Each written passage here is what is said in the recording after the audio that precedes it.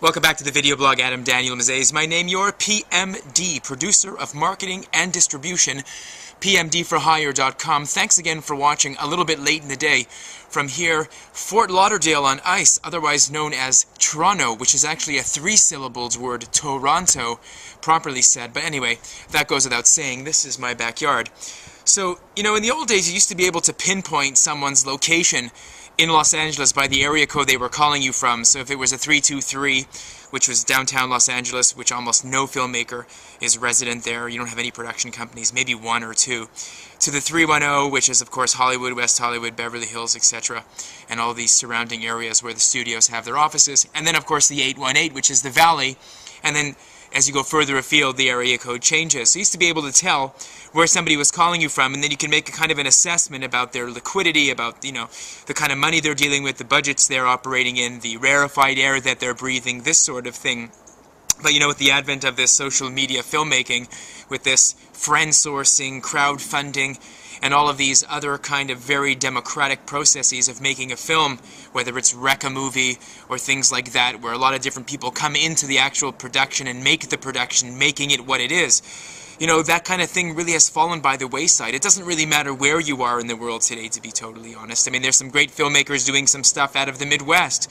There's some great stuff being done out of the most obscure places in Europe, like Finland, places where people might not normally go. Of course, up here, north of the 45th parallel in the Great White North, otherwise known as Canada, there's a lot of good stuff being done as well. And so there's no more of that kind of stigma or snobbery that used to be associated with area codes. But I don't know, maybe it still exists. I mean, at some point, this whole democratization thing, this whole friend funding, friend sourcing, friend networking type of thing ends up becoming quite bland, quite cliched, quite run-of-the-mill, so maybe we'll go back to the area code snobbery. I don't know. It kind of works over here as well. In this town, we have the 416 and the 905, and anything that's 905 is basically outside of the city core. And we have another area code, 647. Too much information, but you get the picture. You're able to tell at which point the people became, let's say, a part of the city. 647 would pretty much rule you out as being in the city for quite some time. 905, again, depending on where you are. It's all very dependent on, a lot of different factors. But in any event, there is still some area code snobbery. I don't know why that came to mind, but I was thinking about it because I remember when I was going through books, when I was reading film books and stuff like that, that were some of the things they were talking about in terms of area codes and all that kind of jazz. So make sure to get your 310 area code, make sure to get your 416 area code, or if you're in New York City, your 212, which basically means that you're in Manhattan.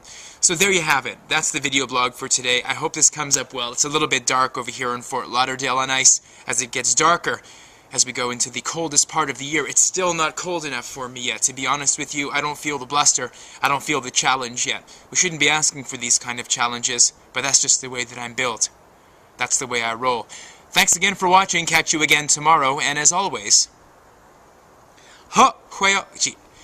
wishing you the very best of things.